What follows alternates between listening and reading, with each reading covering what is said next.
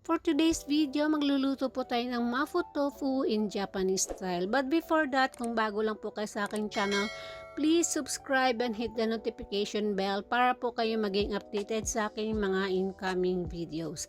So, meron po tayo ditong tofu o bean curd. Ang ginamit ko rito is yung soft tofu. Ayan, hiniwa ko lang siya ng into cubes. Soft tofu po siya, pero may gagawin po tayo mamaya para mag-firm po yung ating tofu at hindi madaling madurog. Okay?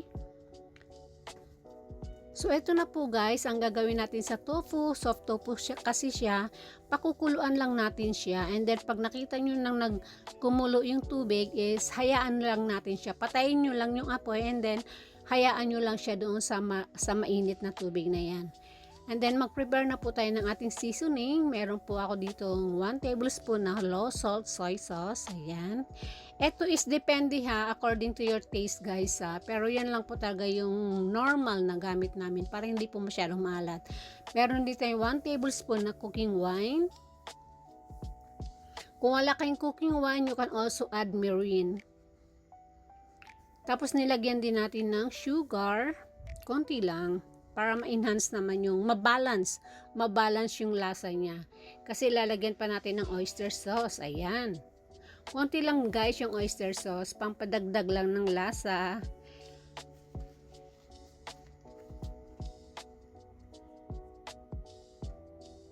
And then, ito nga, dahil Japanese style, lalagyan natin siya ng miso.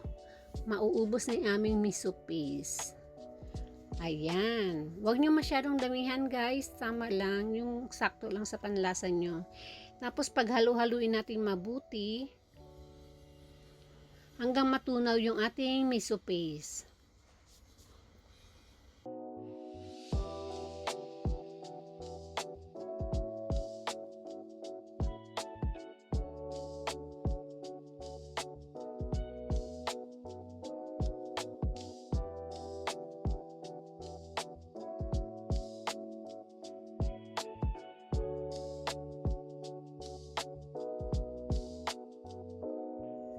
Next, mag-init na po tayo ng ating kawali na paglulutuan. And then, lagyan natin siya ng konting mantika. Konting mantika lang guys kasi para hindi naman siya masyadong oily. Okay? Ayan, hayaan nyo lang siyang uminit.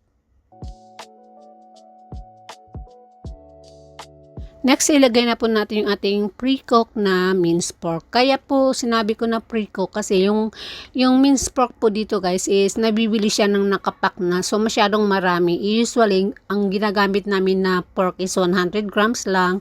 Kaya ang ginagawa ko dyan is inaano ko lang siya. Brinebroil ko lang sa yung minced pork pag nabili. Pagkabili, brinebroil ko lang siya. Yung lulutuin lang siya ng walang mantika. Tapos, di-divide yun. So, ayan. Kaya po ganyan yon. Tapos mas mabilis pa siya pag every time na kukuha ka, magluluto ka ng something na may minced pork, ganun lang ang gagawin, kukuha na lang dun sa mga nakabalot niyan. And then meron po, ilagay na po natin ating tofu. Ayan, medyo matigas na siya guys. Tapos haluin nyo lang ng konti, saka natin ilagay yung ating seasoning. Ayan, hinaan nyo lang yung apoy dito guys kasi madali lang siyang matuyo. At dahan-dahanin nyo lang paghalo. Pwede nyo rin siyang lagyan ng guys, ng dark soy sauce para naman hindi maging maputla yung ating mapo tofu. Pero optional lang yan kung wala kayong dark soy sauce, okay?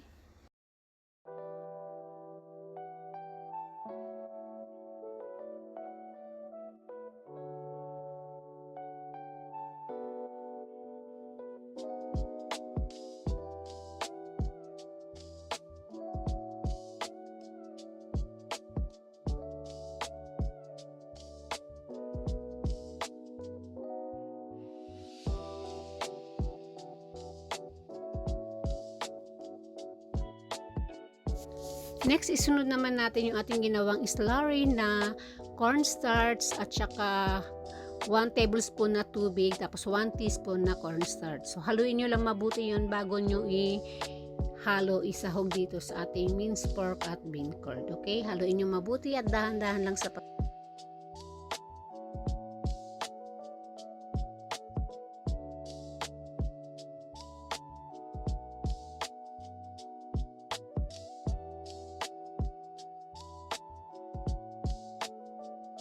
So, pag na-absorb na po yung liquid nun guys, yung tubig o yung slurry, pwede na po natin ilagay yung ating green onion o spring onion. Ganyan po siya kasi hindi po talaga masabaw to. Pag Japanese style, hindi po talaga siya masabaw. At like sa Chinese style na medyo masabaw yon. So, tapos na po tayo dito. Maraming pong salamat sa pagsama niyo sa akin pagluluto at sana po may natutunan po kayo sa video ko na to. At syempre, please huwag niyo kalimutang mag-share, mag-like, and mag-subscribe kung bago lang kayo.